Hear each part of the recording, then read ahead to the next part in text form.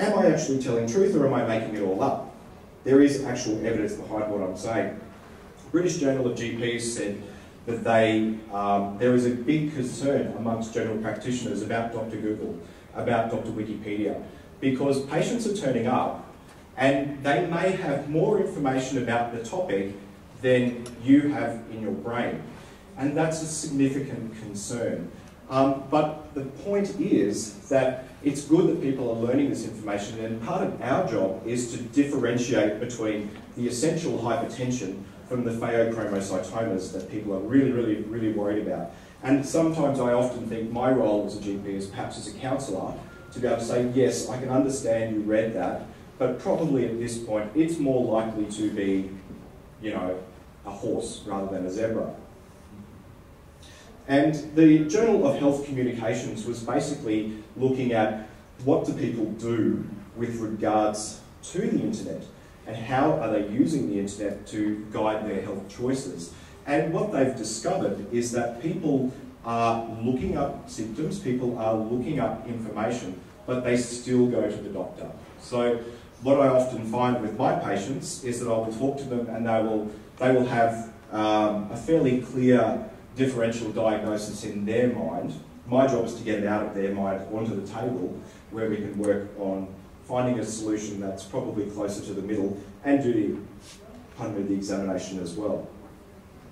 JAMA, way back in 2003, said that 40% of people were looking for medical information online. Please note that Wikipedia was probably 1,000th of the size then as it is now.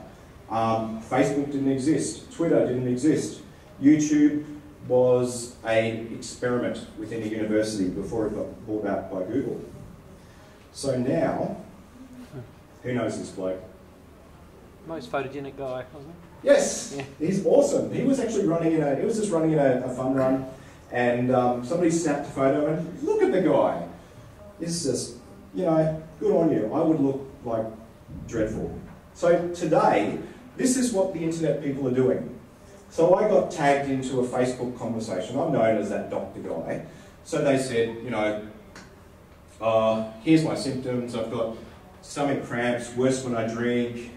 You know, it's really painful. Eating makes it worse. And geez, I drank a lot of booze when I was overseas in Spain. So what's this guy got? Probably a nice hot peptic ulcer.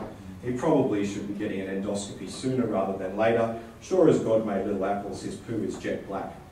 Now, here's the interesting thing. What do you do with that? We're in an ethical dilemma. So basically, I tagged into the other doctor and said, hey, we need to get this guy to a hospital and get him checked out as fast as we can. And that's what we did. But here's the thing. Check this out. 16 people commented. What do you think they had to say? Mint tea. It's probably celiac disease. Look, the absolute crap that these people were giving them was everything except go and see a doctor. So we kind of have to create a presence that engages the people and gets them on board. I did a research project when I was at North Coast GP training, and basically what I wanted to find out was how are people using the internet in their patient interactions, in particular YouTube.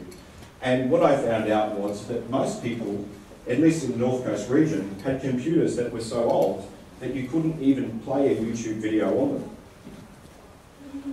That's changed. 12% couldn't even open the video. A lot of people didn't have sound cards. And only about a quarter you could actually watch the video in the setting that was useful for the patient.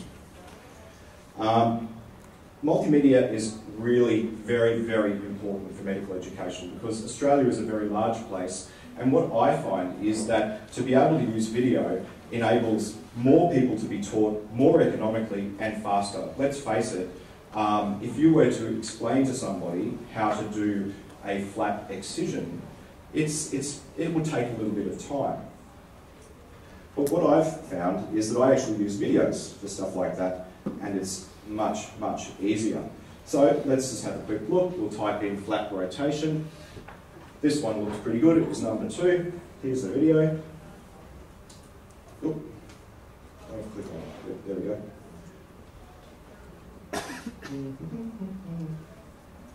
The rotation flap is utilized to close a triangular defect. The rotation flap follows a smooth curve from the site of the defect. It then gets rotated into place. Typically, the limb of the rotation is approximately 2 to 4 times longer than the axis of the defect that it needs to close. This is a flap with a very large vascular pedicle, and it is extremely useful for facial reconstruction.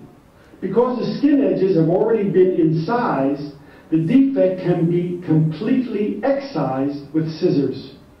The flap is then incised with a knife, broadly undermined under the entire flap, as well as 1 to 2 centimeters beyond the skin edges of the defect. Test rotation can be done intermittently during flap elevation to determine whether the back cut is enough. The key suture is then placed. An instrument tie can be used with this flap design because there is not a significant degree of tension. The flap edge is then closed to the longer skin edge using the principles of halving, splitting each side in half for subsequent suture placement. So, would you agree that after watching that video, would you feel moderately confident that you could probably do a rotation flap? And that's 1 minute and 20 seconds. So, I've actually, when I was in North Coast GP training, I felt quite angst. If I had that video, damn, I would have felt a whole heap more confident. And this is where we're at. These videos are very, very, very easy to create, and you do not need sophisticated equipment. That video was done with a single camera and a microphone. And if you wanted to, if you had a steady hand, you could just use an iPhone. It's that simple now. Here at the Gold Coast, we now have 4G reception. It takes about 5 seconds to upload a 1 minute video these days, and it's amazing. So, how do I use video? I am a little bit phobic of being sued. So, one of the things that I like to do is to make sure that all of the information for my patients is absorbed. And if not, I have a backup for that. When I first started making videos, I would make very long 20-minute videos that was boring as hell. And my nurses said to me, George, they're as boring as hell. I went, okay, they must be boring. So what I've actually done is I split all of the videos up into an FAQ, a frequently asked questions style, and then I put them all up on a web page, and I just send people now to birthcontrolvideos.com. If you want to know everything you want to know about birth control, just go to that website. Very easy for me to email at the end of a OCP consultation. But there's more. There's really good information that you can get behind the scenes. I now know that the most common questions that people want to know is, what do I do if I miss a pill? And who should not be taking the pill? The reason I know that is because I can go onto YouTube and see how many views each video has had. The other thing is that if you give a website to your patients, they will think you are amazing. They will just go, holy crap, I've just got Steve Jobs for a doctor. I do the same for my gay patients, for HIV. It's very interesting to know which of these are most commonly clicked. But it took me probably an hour sitting in front of a camera, just with, it was literally in my garage, sitting in front of a camera and just answering all of the commonly asked questions about HIV. Where did I get the commonly asked questions? Yahoo Answers. Just do a search for HIV, find the most common questions, put them on a video and answer them. And this page has been used heaps and heaps.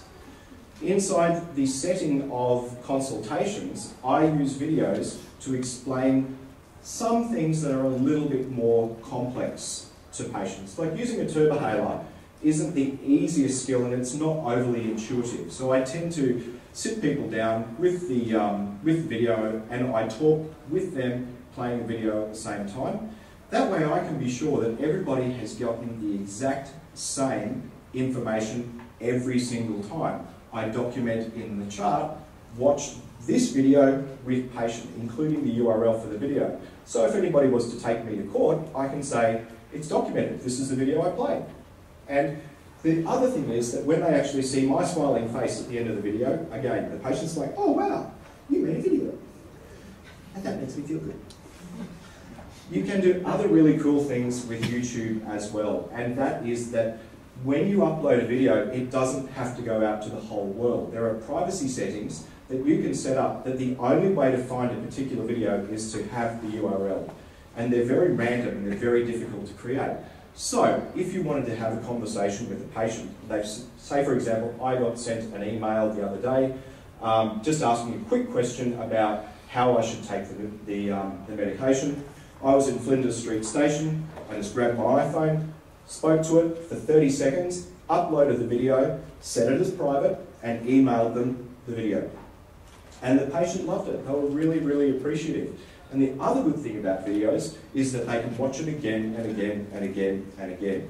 I got that from a fantastic 1970s video called Sex Education for the Trainables. But it was actually a really fun video. It actually teaches people with developmental disability to interact and normal sort of social interactions, with the idea that if people didn't get it the first time, that's okay. They can just keep on watching the video until it all sort of sinks in. If you want your people to crawl over broken glass to get you at Christmas time, here's a great hint. I sit down in front of the computer for an hour and record individualised Christmas messages to all my mates. And I send them the video. You would be amazed how much people love that. To think, oh my God, he made a video just for me. That's so awesome. Do it on people's birthdays on Facebook as well and put it up on their page. It's gobsmacking how much people appreciate those simple touches that now with iPhones are so easy to do. You don't have to make videos. I understand that there are probably some people who think, you know what, it's too hard. I can't get my head around it, I don't want to do it. That's fine. Stacks of people like myself make videos all day long. YouTube gets 22,000 hours of video uploaded to it every minute. So there's probably going to be a video that answers the question that you want. Have a little bit of a search. In my room, I have a list of videos that I actually really like to refer to. In particular, there's a great video called 23.5 that basically explains 30 minutes of physical movement in your day, every day, can reduce the risk of cardiovascular events by 50%, also reduces the risk of bowel cancer, blah, blah, blah.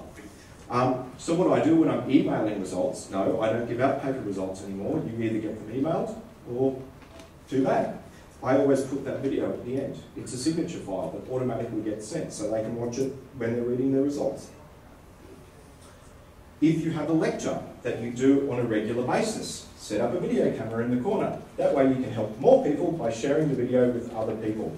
If you don't like the idea of your face being out there in the world, and I can understand people worried about privacy concerns, all you need to do is create the same PowerPoint that you would use to present to other people in front of your computer and talk to the computer recording it.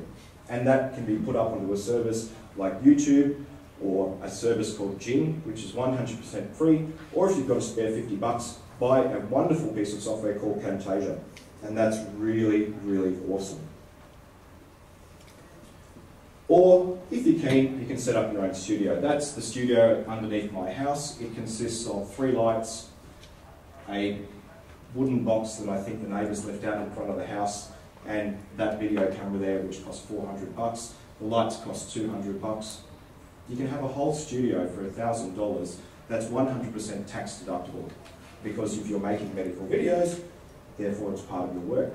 If you can't be bothered doing that, buy an iPhone or buy an Android phone of your choice. But it's so easy to make videos now that really Blind Freddy could do it. And I really, really recommend it. So that was an express guide to YouTube. Do you guys have any questions about YouTube or burning? What do I need to know about YouTube? Anything? How long do the videos stay on? Forever. So there's no cleaning out at all? No. There are heaps of videos that have 0 views. If I like the one video for education in the YouTube, how can I get it? If you, like, as in to have for yourself? Yeah. Or for your business use. Okay, so for example, you live in a place that has really shocking internet access. I don't know, like northern New South Wales. What you can do is you go to keepvideo.com and you can download a copy of a YouTube video onto your computer. So it's really easy. Yeah. I run a weight loss clinic in Adelaide, and one of my, with a group session, and patient suggests to put on a Facebook group for them to support each other. But then I spoke to Bigger, the medical insurance, and have a lot of pros and cons in here that the doctor should not involve in Facebook, and the patient just run the show themselves, and without a leader, they kind of run it. Do you have any comment on that? Look, what you could do is you could create a private Facebook group. When you create any sort of Facebook group, there are settings. You can either make it secret. I'm part of a secret men's mental health group. You can never find it on Facebook unless you're actually invited into it. Run it by your legal people, but MDA insurance crawled all over everything I do, and I'm insured for every little bit I do. As long as I don't treat anybody over the internet, as long as I don't diagnose over the internet, I'm sweet with MDA. But talk to your insurer. It's really, really important. You've got to cover your ass. With the YouTube channels, have you got like one clinical, like different streams or different emphasis obviously with each channel? Or? Oh, absolutely. I've got Dr. George, which is medical stuff. I've got Healthy Bear, which is fat, hairy guy stuff. I've got George FS, which is my rant channel, where I moan and groan about dreadful service and all that sort of stuff. This is the thing with the internet. Have you ever tried to phone a Telstra with a complaint? How long does it freaking take? But you go on Twitter, and you'll get a response immediately. My doctor's bag got dumped onto the trolley, the thing at the airport, because I do cat quality. And it's got morphine and all sorts of stuff in there. And when I handed it over to them, I said, this has got drugs of addiction in here, you've really got to look after it. They said, yes, we'll treat it like a gun. And so they put it on the thing where any old Tom, Dick or Harry could look at a very obvious doctor's bag and access them. I tried phoning up Virgin to complain about it, they didn't give a shit. What did I do? Went to Twitter. Major security issue, ignored by Virgin, at Virgin Australia. My phone rang in 1 minute. And they changed their policy. Do it in public, loud enough, somebody will listen. So let's keep on moving.